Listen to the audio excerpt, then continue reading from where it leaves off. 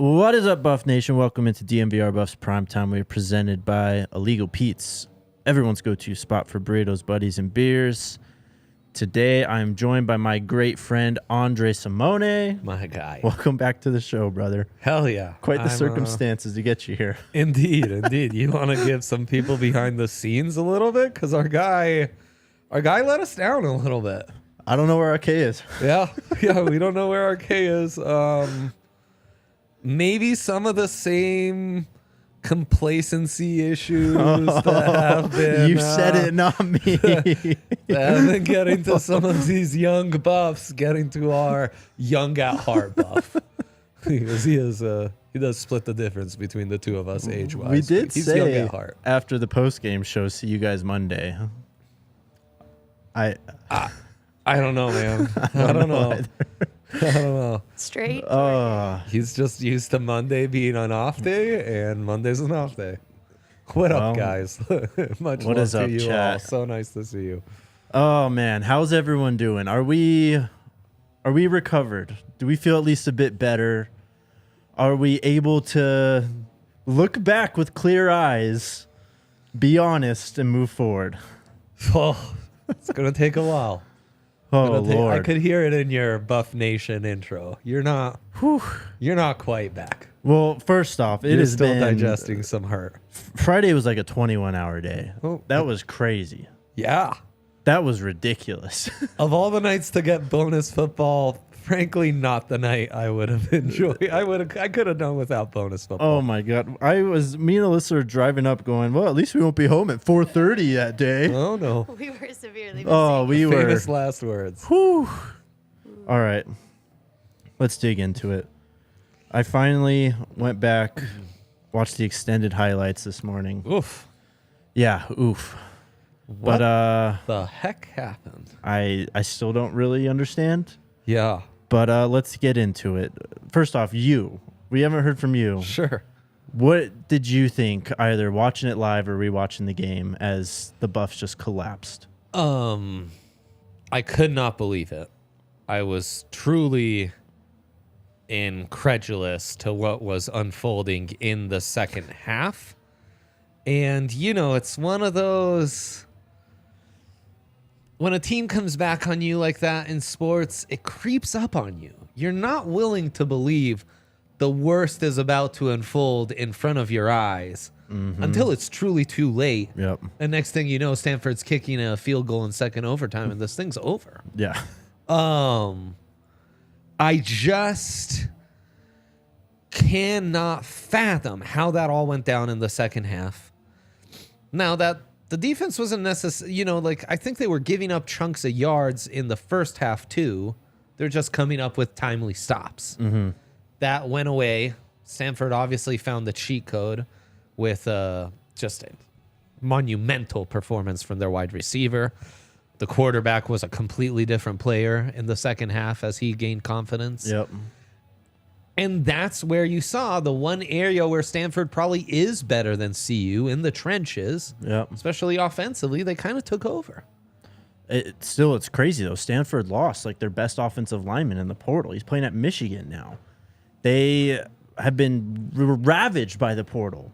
It's literally like what would have happened at Colorado if everyone got kicked off and left, but they didn't bring these guys in. Right. Like no Shador, no Travis Hunter, and they just fielded a football team. That's basically what happened. How that defense held up Stanford's defense is kind of beyond me. Yeah. Because things were just humming. In the first half, having Travis back made all the difference in the world. Yep. They're just not finding enough chunk plays, man. The playmakers outside of Travis were not making the plays they need to be making. They do not have a running game. They don't. They have a patchwork offensive line. The O-line is the biggest issue. And they rely on Shador Sanders to bail them out every single time they're in trouble. And while he's been able to do it all the way until this point, he proved he's human and he needs help like any other quarterback in football. That's just offensively. Defensively, my God, we got to tackle. Guys got to tackle. Guys got to cover. I don't know why guys are just slipping and falling all over in the second half either. Just crazy, like the flea flicker. Do you remember that play? Mm-hmm. Rod Ward and Travis Hunter collide on the football. If one of them just makes a play on that ball, changes everything. Stanford scored on every single drive after halftime. Their first 6 drives in the first half. Punt, missed field goal, downs, punt, end of half. Second half, touchdown, field goal, touchdown, field goal. Insane. Yeah, the secondary is a problem right now. Yeah. The secondary is a huge issue. They're picking on Stoudemire. That's how things really started to unravel. You just see guys arguing, coming off, off to the sideline. The vibe with the secondary is just rough. I don't know why they weren't going to Dylan Edwards earlier. They only start feeding him the ball in the fourth quarter. That was just a little too late, though they started getting some offensive momentum finally going once that started. Yeah. Coach Prime said we were going to see a lot of McCaskill this week. Mm-hmm. Got 6 carries at the beginning of the game. Started the game, played every single snap, I think, on the first 2 drives, and then was just unheard from. Yeah, couldn't quite get going. This just isn't a great offense for a runner like that. No. To run downhill, and right now I think some of the themes in the offseason is this team a little too speed-oriented, a little too small. They're looking a little too speed-oriented, a little too small. Absolutely. I mean, you go back and you watch Sean Lewis when he was at Kent State, when those offenses were humming with Dustin Crum. They were able to go 12 personnel and just bully teams and run the ball. They had these big, strong backs. They were able to just run through defensive fronts and pick up yardage to keep themselves on track. They don't have that at all here. Yeah. They don't have the tight ends to go big personnel. They don't have, I think, the offensive linemen to even run dominantly in 1 tight end down in 11. Yeah. It's, I don't know. The whole offense is disjointed, and, they're running play action and stuff in the second half when you haven't been able to run the ball. Like, they ended up with 132 rushing yards. A lot of that's just Shedeur, though. It is, but Shedor's yardage was cut in half. He had 70 or so at halftime. He finished the game with 37 because he got sacked so much in the second half. And look, I mean, dropping back 47 times, that's not a recipe. No. It's not a recipe. They drop back 49 times.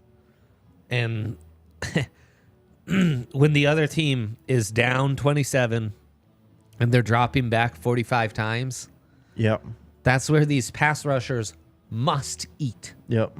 Must eat.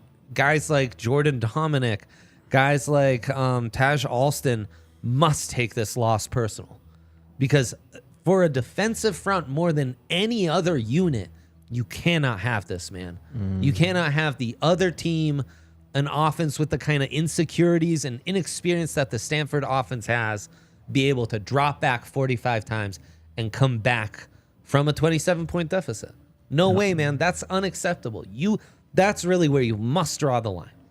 And then just defensively in the second half, they stopped coming after the quarterback.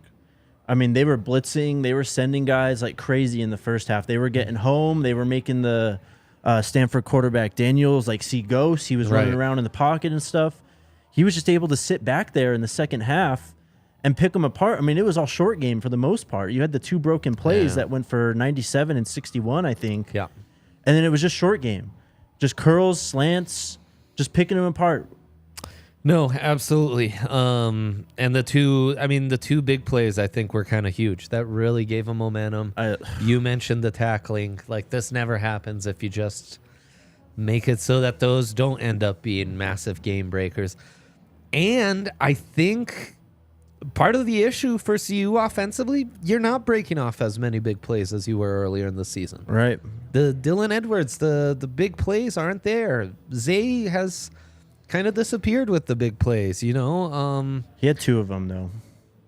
Yeah, fair enough. He had 2 long catches. Fair enough. That's true. I mean, they only averaged 6.4 yards per play, and I think they were averaging like close to 8 yards per play in the first half. Yeah. This is just what happens when you're one-dimensional offensively, though. Yeah, and your O-line is as suspect pass protecting as the Buffs O-line is. Yep. That makes it a really tough combination right there. And Jimmy, I got to see more from Jimmy, man. Yeah, only 5 catches for 60 yards from him. Yeah, and I mean, guys like Javon Antonio, Tavares Dawson even, we've seen them be those deep weapons, those, vertical stretchers, which would have been huge. Michael Harrison was a key safety blanket in another close game like this. Yep. Him not being on the field anymore is you're lacking another safety blanket who could have come in very handy as you were having to grit and grind through every down and distance. Yeah, didn't even have a reception. Yeah, I mean, hardly on the field, honestly. Yeah, and then Dylan too, man. I don't know what the deal is, but they got to get this kid more involved. You saw the third down, whatever the flat pass it was. You saw the Jets. Like, the kid is still him. Like, yeah, he can still take it to the house from anywhere on the field. That speed's such a factor. You have to utilize it. No. Lots of playmakers, lots of mouths to feed, but aside from that, there aren't too many answers, man. There really aren't. I mean, this is a terrible time for a bye week, I think, because you want to get this taste out of your mouth. You want to play another team, but this is just what we have. And getting that dub would have been... I mean, it changes everything. You're 5-2 going into a bye. You just need one win. One win. And the thing that Neely's always told us is this team still hasn't beat a team that he thinks they weren't supposed to beat. Like, you can look at TCU, whatever, but the confidence in the building that week was always, we're going to win this game. Right. They expected to beat Nebraska. They expected to beat CSU. It didn't go their way. They expected to beat ASU. Yeah. So even if they get that one win now, you need another. Yeah. Because this second half is, whew. No, it's brutal. It's really brutal. And it's why you needed this dub against Stanford. You really needed to pull this one out. You are the superior team. Now, that's the other thing you could have said. They haven't lost yet to a team. Right, that they were supposed to lose to. Or not supposed to lose to. But they Stanford did. changes that. Yeah. All right. Let's just talk about what needs to change moving forward here. But first, a word from our friends at Kind Love. Guys, last week we launched the Kind Love Immaculate Vibes Custom Joint Pack. It's 5 joints, just $25, available indica and sativa. That same discount code applies, the DNVR discount code. It's available at both Kind Love locations. It's just dope. We have our own weed strain. Yeah, no, the joint packs, that's incredible. You use that code DNVR. Kind Love around town. Find them. It's a great deal. What a time, man. What a time to be alive. It's amazing. Visit one of their stores, Cherry Creek or North Denver. Mention DNVR and receive the DNVR exclusive discount, 25% off all Immaculate Vibes, all Kind Love flower, pre-rolls, and their turbo joint line. You can also visit their website at kindlove.com. Use that code DNVR for online ordering and their full extensive menu. And then shout out to MSU Denver. We have people here that went to MSU Denver, right? We do. New producer, Tiff. There you go. Just got hired full time. Yep. Mitch. Yeah. Merchel. He's also an MSUer. So, yeah. They produce good ones. I can tell you that much. Yes, they do. Turn your goals into greatness at MSU Denver. Courses are available online, in person, or both. They got 90-plus majors, or you can create your own. You can start or restart your college education at MSU Denver. Spring 2024 applications are open now. Create your career and turn your dreams into reality at MSU Denver. 90-plus majors and 10 graduate programs with courses online, in person, or both. Learn more at msudenver.edu. All right. So that happened. Yes. Let's use this as a transition. Where do we go from here? We already kind of threw some stuff out, what they can change. But it does feel, I mean, the roster is what it is. You're not going to be able to bring in bigger, better offensive linemen. You're not going to be able to bring in a true tight end who can really contribute both blocking and pass game. Where would you start moving forward? I think offensively you need to really try your best to lean into this identity. And that's be a tempo offense. Let your quarterback, who's extremely accurate, extremely smart, operate back there. Get some speed. Maybe try to kill him with the mesh and stuff. You know, get some tempo. Get the screen game going with all this speed. Jimmy, Dylan, you name it. and then take your vertical shots. Like you must manufacture more big plays than they are currently because it's getting too hard. You end up dropping back too much. You end up exposing Shedeur and facing too many sketchy third downs. You need to manufacture more big plays. And I think it really starts by leaning into that identity a little bit more. I agree. I mean, you go back and watch week 1, they were running screens all the time. Yeah. Like out on the perimeter, out of the backfields. We haven't really seen that. And the tempo's savage. Yeah. The tempo's been kind of killing them at this point. Yes. Because you can't run the ball. You can't sustain drives. It's just 3 and out really quick, or, you get 1 first down and then all of a sudden you're punting again. Right. Yeah. We got to get back to the screen game. The running game kind of is what it is. Like, it almost feels like bashing your head against a brick wall at this point. Like, it's just not going to work. We know that they don't have the guys up front to make it work. They have great backs, but get them out in space. You got to have a more, I don't know what the word is, but you have to do more in the short passing game. Yep. They used to be an offense in the first few weeks where it was a lot of curls, a lot of slants, trying to get guys on the run, catch the curl and turn and go, basically. A lot of accurate throws to the sideline from Shedeur. He missed one in that game, and I was like, oh, wow, right. We haven't seen many of those today. Yeah. So the short game and the screen game, I mean, that can help you make up for your lack of running game. Yes. It's an extension of the run game. It is, but they're not even like trying it anymore, which is concerning. I know. So you got to go back. Literally, they should go back and watch the TCU game and go watch what worked. Yeah. And figure out how they can get back to that, because that was the closest they've been to a complete game or like a full identity. That's right. So, and then defensively, I mean, I don't even know where to begin, honestly. It's such a bad defense. Okay. Positives first. Yes. I liked Ward. Yes. Travis is a dog. This game doesn't worry me, but I do think picking his spots is essential right now. He can't play every fucking snap. Yeah. He was a gunner on a punt return at one point too. It was like, guys, we're not maximizing this key player's talents by using him this way. We just aren't. So we got to figure that out. I mean, no one's perfect, but Omarion's another guy I like a lot. Yep. I think there's a lot of talent. I get some stuff's been going on, You got to get him back in the mix. I think those 3 and Shiloh, that's not a bad 4. I feel pretty good about those 4 with Trevor being able to mix in. What's the deal with Breedlove these days? Oh, man. He was hurt. He just came back, I think, last week, and he's just struggled this year. Yeah. For me, defensively, I love Cormani in that mix, but I think you got to start from that group of 4. Yes. And build the set, right? We talked about this in the preseason, building this roster outside in, not inside out, outside in. Well, let's preach. Let's practice what we preach and lean on that strength. Yes. Lean on that 4 and figure out then we can talk front 7. Well, so you go back to the USC game when those guys, Omarion Miller and Cormani McLean, had great games. And they were kind of forced into action, right? Yeah. There was no Travis. Yeah. Those guys got to be on the field. I know Cormani got burnt on that one slant and gave up. It wasn't even one of the biggest plays, I guess, that they gave up, but it was a pretty big play that he gave up. It's got to be trial by fire at this point. Yeah. You got to let the kids go out there and sink or swim.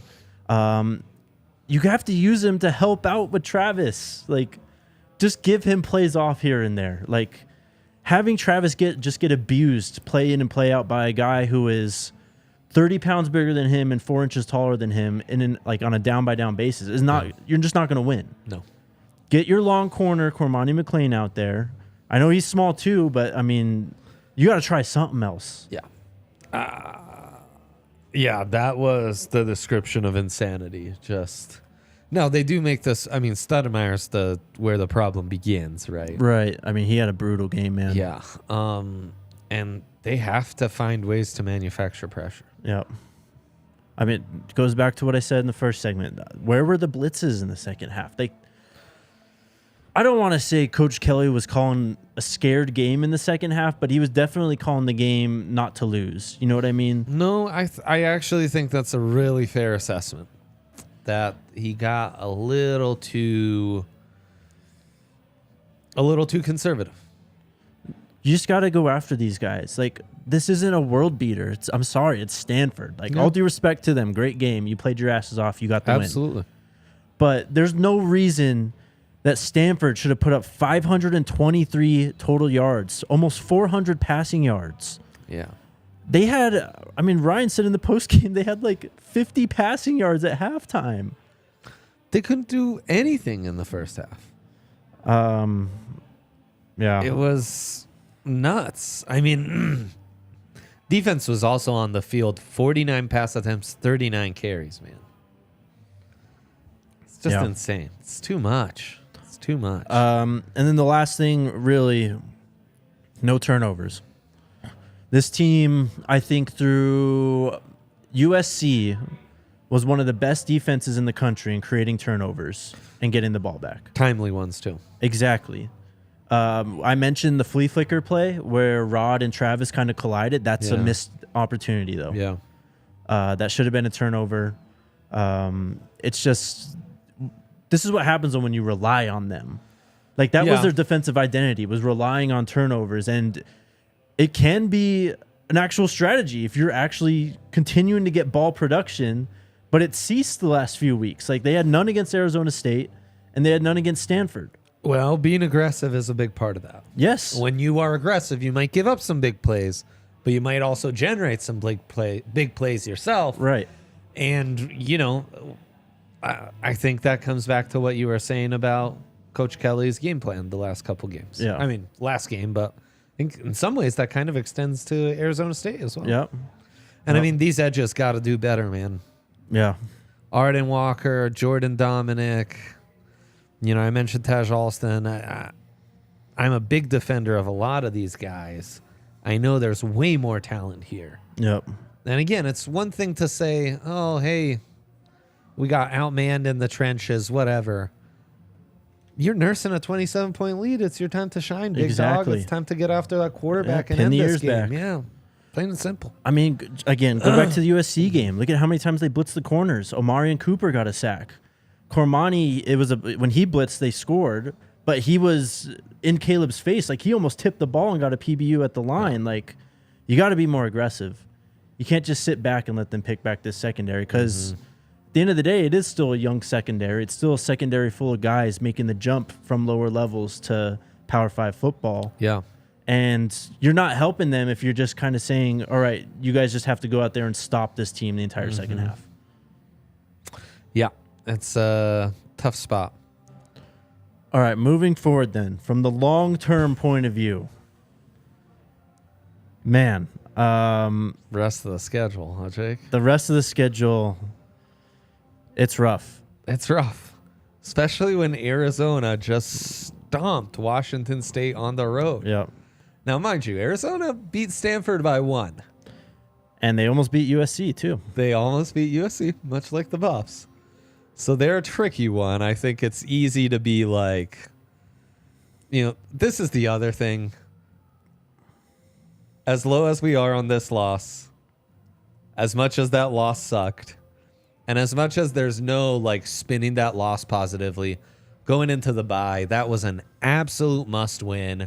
Going in 5-2 is so different from 4-3 with the next 5 games you have on your schedule. There's just no spinning this into a positive, plain and simple.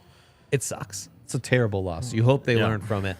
They'll stick with us for a long time. So next game, of course, we're on bye this week. So a week from Saturday, the Buffs travel to Pasadena to the Rose Bowl to take on UCLA. Right now, they are ranked number 25. We have a kickoff time for this game also, by the way. 5:30 local, 7:30 Eastern. So a solid time. All right. I like How about that? I like that. It's going to be 4:30 actually in LA. So even earlier. At the Rose Bowl. Yeah, that fly. It's been hanging out on my side now. It stinks. I hate it.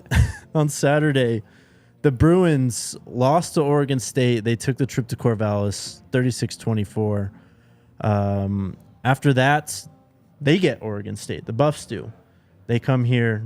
Oregon State's currently ranked the number 12 team in the country. And, man, this team is built exactly how Oregon is built. And I mean, they're built exactly how you would want a team to be built to beat these Buffs. Yes. That's going to be a tough one. It is here in Boulder, though. Yeah. And then that game against Arizona. I feel like we've circled this game for a long time thinking this could be a win. But, man. Arizona is looking pretty good. Pretty damn good. They went into who did they beat on Saturday? I messed up. They upset Washington State. They upset Wazoo. Washington State. At Wazoo. Yes. In Pullman. Which is that's really a hard tall to task, do. yes. Like right now, the Pac-12 has kind of seemed like a home field conference entirely. Mm-hmm. I mean, this week alone, USC gets stomped at Notre Dame. Oregon State, all the home teams won, except for Arizona, who stomped Wazoo. Yep. 44-6.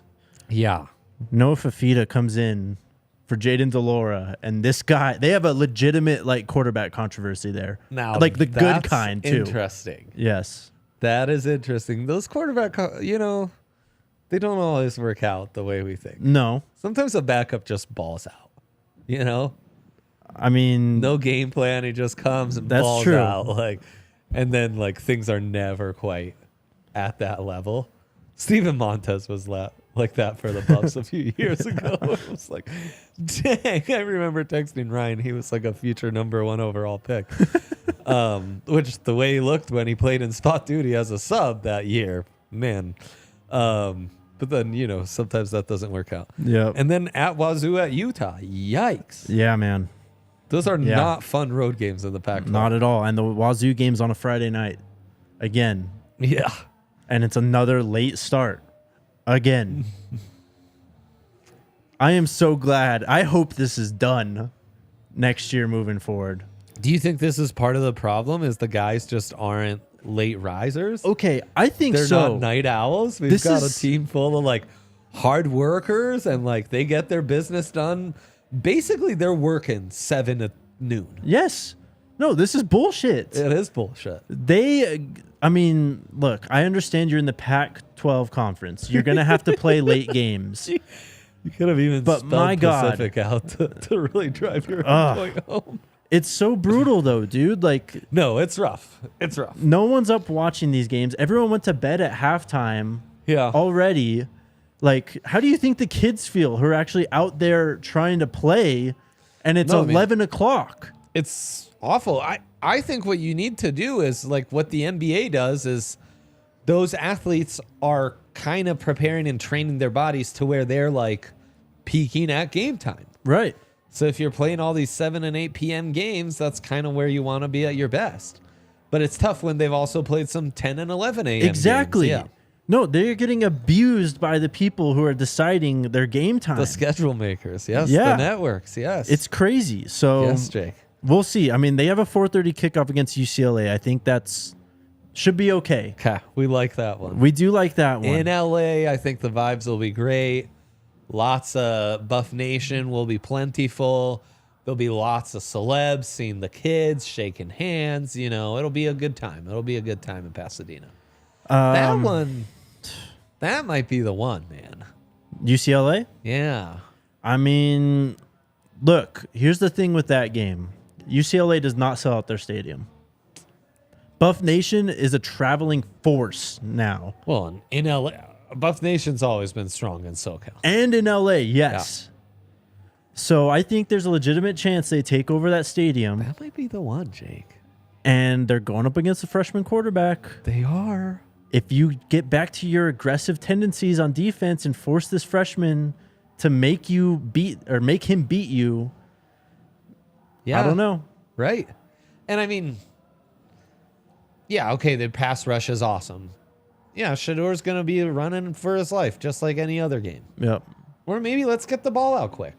These tackles, they are 6'7" each. Yes. So it's really big traffic cones. Let's exploit the fact that we have really big traffic cones out on the edge and use that to our advantage. That's the other thing. This team, I mean, man, they went through a bunch of injuries. They are about as healthy as they've been since week 1. I know. I mean, Savion's still out, so that sucks. But, I mean, you got your guys. Like Alton's been kind of ramping up for something. You can't just hold him out the entire season. No, he's next 5 games are going to be huge. UCLA and then those 2 home games will tell us a lot. Yep. In Pullman, at Utah, just not getting, staying in it would be big, I think. Yep. Yeah, the chat is crazy. Good Lord. The chat has turned, and it is Hey. not great. Y'all need to chill. Look, guys, this is the thing about college football. As crazy as that upset happens, this is every single week. Yes. I've seen some of the best Ohio State teams ever lose to Purdue teams who none of you could name one player on. I remember Ohio State losing to Mendenhall. You remember him in Illinois when Illinois was just terrible. Yeah. CSU had never beat Boise State in their history. They were done and dusted. I turned the game off. College football is amazing and can also be at times infuriating when you have expectations, when you are invested in your team. And that's why, it seemed impossible for Stanford to beat them last week. It might seem impossible for the Buffs to beat UCLA this week. Everything's possible in college football. Well, and look, I said this after the Oregon loss. I said it on Friday after the game. We got to have some perspective. We have already surpassed many people's expectations for this season. And while it was a gut punch, it was disappointing. It was hard to watch. Whatever you want to say about it, it was. Yeah. But look, this is just the beginning for this team. They will move forward. They will be better. This is literally just the start. They're going to have one of the best portal classes. They're going to recruit their asses off, I'm sure, once the season is over. Oh, no doubt. And they are going to have a lot of guys in and out. I think coach and staff included, in and out. There's going to be a lot of new faces coming in here. And Coach Prime said it after the game. He's never lost like this. This is going to stick on him for a minute. Right. Like, he's going to feel this one. Yeah, it's kind of a learning experience. This is a bit of a, you reach this next tier and you're going to have to learn some important lessons. And this was really one of those important ones. The other thing is, look at how loaded the Pac-12 is this year. Yes. If this was the SEC West and had the reputation the SEC West has had the last 10 years, 4-3, sign me up. That's still an amazing success. Exactly. Even if maybe you had an infuriating loss to Vandy or something. Still doesn't change that. The Pac-12 this year is by far the tippy top, the standard bearer in Power 5 football, in Division I college football. No doubt about it. And it's going to be tough every single Saturday to win a game in this conference. That's just the deal. I mean, you're absolutely right. And that's part of... And before Coach Prime, in a season like this, they would have gotten their doors blown off every single week. Oh, yeah. So, I mean, look, man. And, doubt them now. Doubt them now, because Shedeur, Travis, Coach Prime, they'll all be back next year, and we'll remember. We said it kind of going into this season. This is going to be the conference of quarterbacks this year. Every game was going to be a dogfight. Boy, is it ever. I mean, this is kind of, in some ways, what we expected. But souped up. Absolutely. I mean, even more look, so. the TCU, they beat TCU, and that just kind of changed everything, honestly. They weren't supposed to win that game. No one thought they were going to win that game outside of the people in that building, outside of the people in this chat. And when that win happens, the national media just took off with this narrative, this is going to be a Cinderella team, blah, blah, blah. Yeah. But that's just all national media, narrative shit. We knew the truth about this team. We knew the truth about this conference going forward. Absolutely. So there's no need to overreact. Let's have some perspective. Things will get better. They could get better this season for sure. I'm not discounting that at all. Absolutely, man. Another good barometer to me is they've been in every single game but the Oregon game. Mm-hmm. And until the Stanford game, they basically came out on top in all of these nail biters, And I mean, I remember the Buffs season before the Rise season. McIntyre's on the hot seat. It's kind of a miracle he keeps his job. And they had so many really close losses, just nail biters. And it feels like, man, it felt like they might be poised for a breakthrough, but it was hard to feel that way when they had a 4-6 season. Right. Next year, they won the Pac-12 South. I was told to not get up in arms today. What does the chat want us to say, honestly? What do you want us to say? Get up in arms, then. It's starting to make me mad. What do you want us to say? No, you guys They're are saying we're pissing not. us off, Oh, you're too. not being honest. What do you want us to say? Literally. I think we just broke down. I don't know what else we're supposed to say. Unit by unit, every group I know. that needs to improve. I think it's fine to have criticisms, is what the chat is saying, but I'm just like, why are you guys going at players? Like, these are just kids. Like, it is what it isn't. It is what it is. Like, why do we need to shoot down players and I don't people know. and personnel? Like, have your criticisms, but like, it's just turned so heavily. Exactly. It's crazy. Like, this is still a team that we have to ride with all season. Like, you can't fire a defensive coordinator or an offensive coordinator at this point. You just can't. It's not going to happen. It would also be insane to do so. Yes. Yeah. Guys, this was a 1-win team with a completely I know. a reshaped roster like we've never seen before in the history of college football. I'd say they're pretty damn good considering all that. You know, I'd hold on, and I feel good about the direction we're building in. That two things can also be true at once. I can feel great about the direction and feel it might be too harsh to fire a gajillion people right now. It's also true that loss was horrible. It's loss was football. awful. This happens. That was a really bad It loss. was. Oh, that was a terrible loss. It was a terrible loss. It stunk. It stunk. I get But the you gotta frustration, move certainly. on. You got to. Well, yeah, We are in the I middle bet. of a season. We have 5 games left.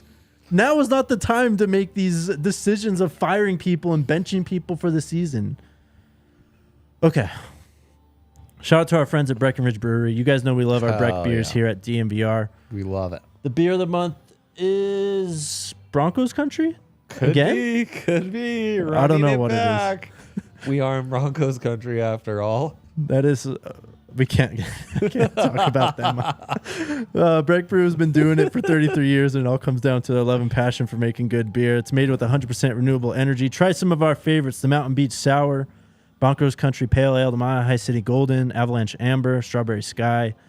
You can check out their beer locator at www.breckbrew.com to find a Breck Brew near you. Then also shout out to our friends at Bacchus and Shanker. If you get hurt, they are here to help. Yeah. They've been helping Colorado families win for more than 25 years. No fees to speak with them about your case. No fees while they work on your case, and no fees unless they win your case and win money for you. Won over $1 billion for their clients. I mean, you guys know what it is. You see their buses and billboards all over town. That's right. They're a force. Right. They help with all kinds of injury cases where you weren't at fault. Car accidents, motorcycle, rideshare, pedestrians, trucks. Even if you're injured at work, if you need to sue, smash the 222-2222 to find out if you have a case for free. Bacchus and Shanker wins. Boom. All right. Despite all that, the Buffs are killing it on the trail. Let's go. Give it to us. The headliner, of course, Antoine Hill Jr. Crowd was chanting, "We want AJ" at the game. Love that. He visited Friday night. Crowd's been great. I have many questions about that. How the crowd is on top of all this. I don't stuff know. now. It's pretty amazing, There's honestly. some like great coordination occurring, and I could not be more. That's the thing where it's like, wow, Yeah. we really are big time now. Yep. This guy, 6'5", 215 pounds. Yeah. From Houston County High School in Warner Robins, Georgia. Class of 25. Same class as Bryce Underwood. 68th overall player in the class, 4th overall quarterback. I mean, you heard the size, 6'5", 215. This guy is a beast. Yeah. Last year completed 70% of his passes, 40 touchdowns, 3 interceptions. Big time talent. Yeah, big time talent. He spoke about his visit. Let me pull this up and I'll pull some quotes for y'all. He said it was a good visit. Oh, shit. I need to use my phone for this. Anyways, they are getting after these quarterbacks. It may not be 2024 kids, but I think we expect Shador to come back next year. That's right. So And do losses like that make that more likely, huh? It's called silver lining. Exactly. Well, that was the big topic on Friday night. People were like freaking out, like, what does this mean for recruiting now, blah, blah, blah. I don't think it really changes anything. No. Kids are going to want to play for Coach Prime. Yes. And can I go ahead? Another silver lining? I think Coach Prime has come out of this looking really good. The haters would love to see him react in a multitude of other ways. I think every single way he has approached this is exactly as I would expect him to. He's been genuine. He's held everyone accountable, including himself. He's been able to deal with disappointment and accountability while also staying positive, staying focused on the task at hand and moving forward and everything. He has handled this so well. And that's what these kids see, man. Yep. It's what we see in all those videos. It's what has amazed us in covering this amazing coach. And it's what these kids see day in, day out. He's the same guy. He's consistent. All he cares about is winning. Mm-hmm. You know, that all that glitz and stuff, that's for the other people. He just likes to win. He just gives a shit about ball. It's not going to impact him. The thing that would impact him is if the crowd was awful, or right, the atmosphere was terrible, or the crowd turned on him quick. Or, So Antoine Hill spoke in college football to Steve Wiltfong, said it was a good visit. What stands out is how they put their players in position to succeed on and off the field. Life after football is a must. Yeah. He said just how they got the program headed in the right direction. Look, if the 18-year-old recruits are seeing it, 17-year-old recruits are seeing it, I think we can all relax a little bit. They did a good job with me and my family, and we enjoyed the trip. We're just checking off the boxes. There's some hard-nosed, old-school coaches that will teach you the game the right way. That's pretty much all he said. So stay tuned on that. Yeah. We got a top 3 also from King Joseph Edwards. Wow. A 4-star athlete from Mill Creek High School in Houston, Georgia. 6'5", 242 pounds. He put the Buffs in a top 3. Think it's FSU and someone else. Oh man! But still thinking another one would be awesome. That's who. It's FSU and Ole Miss and CU. I mean, come on. Lane, Norvell, or Coach Prime. Yep. Come on, guys. Yep. It's over. It's over. He plays edge. He's listed as an athlete. He does play both sides of the ball. So many edges lately, and it warms my little heart. I tell you what. I'm trying to see. I think he's got to be playing tight end then, right?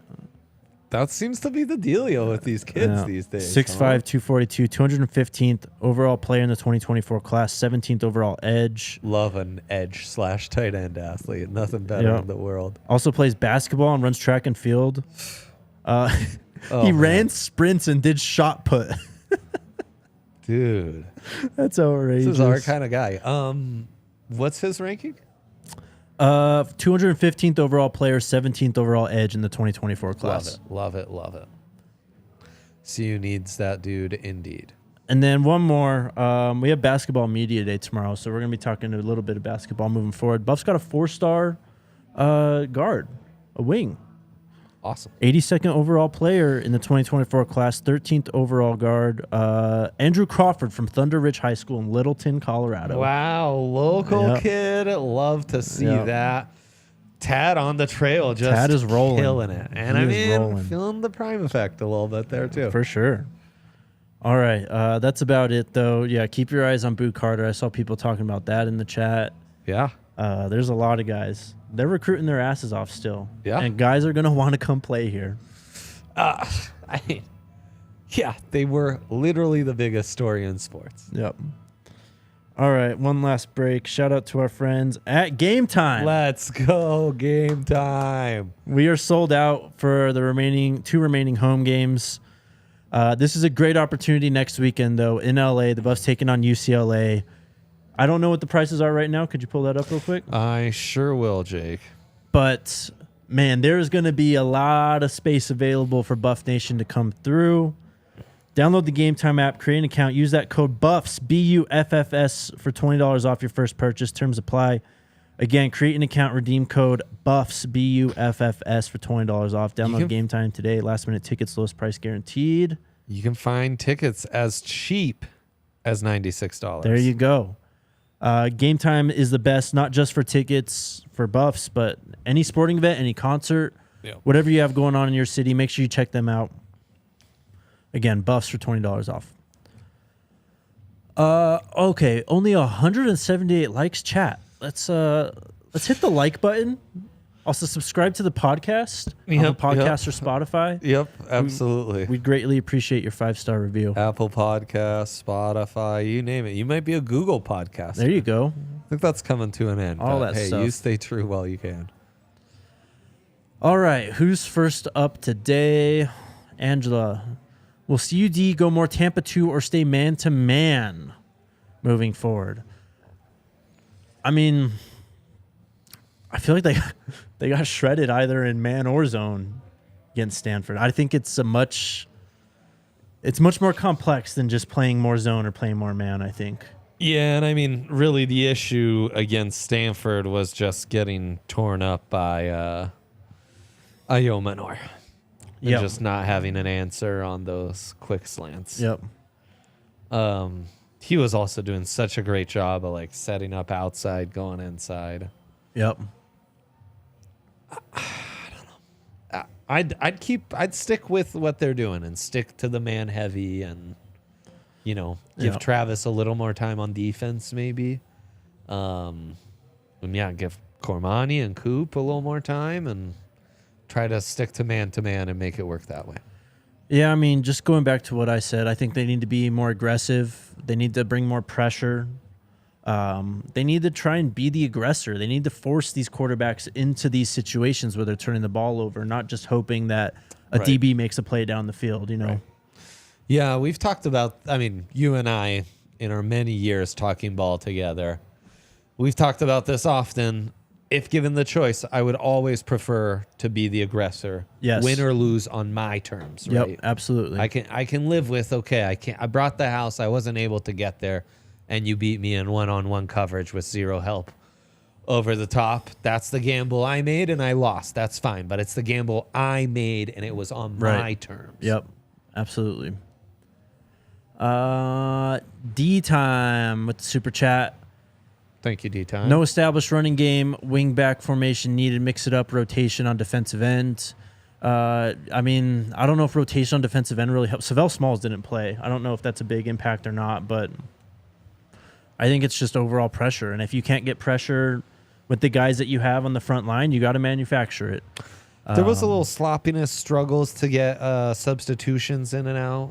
Oh, God. We didn't even mention the penalties. Yeah. That's what killed them. That's another thing. Like TCU, they were just the tempo was so refined. They were just so locked in, They won the penalty battle that game. They were so polished. I don't know if it's just discipline or lack of focus, whatever it is, but got to fine tune some things for sure. For sure. Just back to the formations in the running game. They did do two-back stuff. We talked about it on the show. Get Dylan back there with Hank. Try and create some mismatches with those backs. They did it in the second half a little bit. Yeah. But again, just there's no real rhythm or consistency on offense. Yeah. Oddly, in some ways, it feels a bit like they're lacking an offensive identity. Yep. That's outside of just watch Shador do magic. Mr. Support Friend says he donated $21 to the 5430 Foundation. I hope everyone will donate. If you want to see change, instant change, donate to 5430. Help them bring in some guys who can contribute on the trenches, who can make plays downfield defensively. Build depth. Call to action right there. There you go. Exactly donate to 5430 if you want to see change. Damn straight. Well said. EJ with the super chat. Colorado, really, if you look at their games and the mistakes they made, this team really only lost one game, and that's Oregon. The other games we gave up. I mean, they lost them all, but I mean, we can go back and if this play different, this play. I get what you're saying, though. Yes. Yeah. The other side of that coin is they could be 1-5. True. And we could say, yeah, they had no business winning against Colorado State and that TCU. Comeback. And right, Nebraska's the only legit win they have, right? Because TCU, Travis pick, T. Woods pick, lots had to go right. Arizona State had no business winning that on the road, So, there's two sides of the coin. I think offensively they're really good in tight situations. I think defensively not so good. Yep. So when it's it's one of those where if you're the last one with the ball, you're gonna win. If they're the last one there with the ball, they might win more often than not. Yep. Well said. What kind of team they are right now. LC, why are we running single high safety when we are up 29-0 at half? It left Shiloh on an island on that 97-yard touchdown. I mean, Omarion fell on that play. That's really what broke that play wide open. Yeah. That's like of all those plays, that's the one you can kind of say, hey, that's the one that's truly, like you were saying earlier, guys, it's football. Yeah. Like, you're gonna, sometimes you'll slip. Yeah. Sometimes your DB is going to slip and it's going to lead to a wide open touchdown. Yeah, I mean, it's tough, man. I don't think that the coverage on that play was anything to get angry about. I mean, literally, he slipped. If he doesn't slip and is just able to slow him down, that's what happened. I mean, he caught the ball and he just had a free, 30 yards basically to get going, and you're not going to catch him at that point. So they definitely had some plays in that game where some corners were left on an island, and those are matchups on paper against Stanford's wide receivers, where I think most of us can live with those corners being on an island against those wide receivers. In the second half, that matchup, most of us would have been like, hey, I endorse it. I'll bet on the CUDBs. They kind of lost. Yep. That's life. That's sports. That's football. Absolutely. What's up, Big Teasy? E for Eddie with the super chat. Perspective. Well said. Well said. We got to preach it. Yeah. You got to. It's important. This is just, I mean, look, man, we're 10 months in. We're just starting this journey. We are just starting it. It's crazy. 10 months, you could have told me any amount of time. I would have been like, wow, wild. 3 years? Nuts. This is for you, Dre. Okay, all in Italian from our guy, Jay. Andre 3000. That's Andre 3000 in Italian. Cosa pensi della prestazione di Cristiano Pulisic? So, what do you think of the performance of Christian Pulisic? And he writes Christian Pulisic like his name was Italian. Contro la Germania, against Germany. E sei ancora arrabbiato con tuo padre? And are you still mad with your dad? That must have been we lost the derby or something, so I was mad with Pops. No, all's well with Pops. All is always well because he forgives anything and I'm a dick. And I was very impressed by our guy, Christian Pulisic. Absolutely. Captain America never lets us down. Well done. Love it. Thanks. I saw TV with the super chat. Carter taking a lot of flack, but only gave up 5 catches for 50 yards and didn't give up first catch until that drive in the fourth quarter. To 13, great first 3 quarters, bad fourth. Cooper should play more for Travis. Look, man, I've said it a lot, I think, the last 2 weeks. Cornerback is just one of those positions where you're just going to get beat. And it happens. That's just the truth of it all. 1,000%. They're just going to get beat. Champ Bailey, every corner, or Coach Prime, yes, every cornerback gets beat. Yes. It's part of life. Yes. It's not, in fact, it's not, being a great corner is not about never getting beat. It's about how you bounce back the times you do get beat. Exactly. And just to go back to the touch. It's the O-line of defensive, right? The defensive side. It's like great corners don't even get noticed. Yep, because you never even see them. Exactly. But the last touchdown to tie the game up before overtime, I felt like Carter was in decent position. It's almost like if he just got his hand up and played the receiver's hands, he could have got a PBU there. Yeah, so, I mean, from our couches, we can all, this guy and that guy. I mean, it's very minor things that are leading to these, right, issues that they were having in coverage, but they could not figure it out. Yep. They could not figure it out, no matter what they tried. Hit the like button. E for Eddie with another super chat. The schedule is terrible. We faced 3 teams coming off their bye. Stanford was rested and ready to go, and the later the game went, the better they got. Could be. Could be. I don't know, man. It's just how it works. Can't really bitch about the schedule too much because it's just so out of your control. Yeah, I mean, the schedule's set far in advance, and the Buffs have the added caveat that they were like the story Right. in the entire sport. So times were getting flexed around, game days coming every other week. And, you know, I mean, they're an attraction, so they're trying to put them at times where they're going to drive eyeballs. And that's another added. That's the other thing. We've talked about this last week. Everyone's treating CU like their Super Bowl. They're all going to get up to play this team. You're going to get everyone's best every single week. So just kind of, you got to get used to it. Yeah. And I mean, if they were in the Big 12 this year,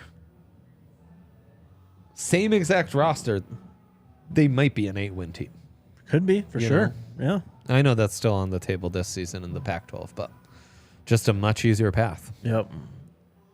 Ray with the super chat. Buckeye fan here in Ohio following Buffs, my other team. I followed Coach Prime, so I know what to expect. Get ready. Hashtag SCO Buffs. Thank you, Ray. Appreciate you. Well said. Chat GPT Sports says, big fan of the channel, huge Coach Prime supporter, but bowl eligibility is a big deal. Can this team find 2 more wins? If so, against who? We already kind of broke it down. I mean, I think you just circled the UCLA and Arizona game, though. Maybe the Pullman game. Who knows? It's the home game, so Oregon State, Arizona takes some priority. Yeah. I think UCLA is very possible, where I think you'll have a crowd that's at least 50-50, if not pro-Buffs. Right. And then Pullman, yeah, I mean, Wildcats just beat those guys hard in Pullman, so anything's possible. Cam Ward did this last year where he looked like one of the best quarterbacks in the country first half of the year. Very up and down. Then kind of faltered. Utah's going to be a tough one. In Salt Lake City, that's going to be really tough. And who knows what Cam Rising's health situation is, but last game of the year, I mean. Yeah. Yeah, tough. Luis, what's up? Why is there so much slipping all over the field? I don't know. I don't know if they just... It could have been something as simple as bad technique, getting too wide outside of your stance, or you're just not wearing long enough cleats, or bad patch of grass. Like, it's so much at play. Yeah. I'm not quite sure either. I will say the Folsom Field's kind of beat up already, and I think it's from the 2 field rushes. Back-to-back weeks early in the season. Dang. I mean, I could see it. It looked pretty spotty. I could see it. Yeah. That's not great. No. We don't love that. Yeah. It's why if you come on the field at Folsom, be gentle. Yeah, be respectful to the field. Be respectful to the field. No, doing all that bullshit on Ralphie. None of this. It's hard enough. Yep.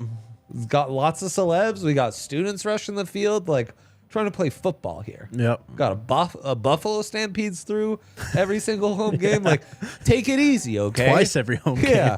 Last thing I need is then every opponent coming to town, starting some business on the middle of the field and trying to scrape their cleats on it. Enough. Yep. Okay. Maybe donate to 54 there you go. foot 30 for some improved grass as well. Let Anything them know. helps, yes. All right, chat. There it is. We'll get through this. Let's go, The baby. Buffs will be better. Believe in Coach Prime. If you made it this far, why would you stop believing now? No point to. It's the journey, man. Exactly. The process, not the results. Better days ahead. We've got basketball media day tomorrow. We'll for sure have Cody on the show when we talk to him up there. We'll see what else happens, though. See you tomorrow. Let's go Buffs.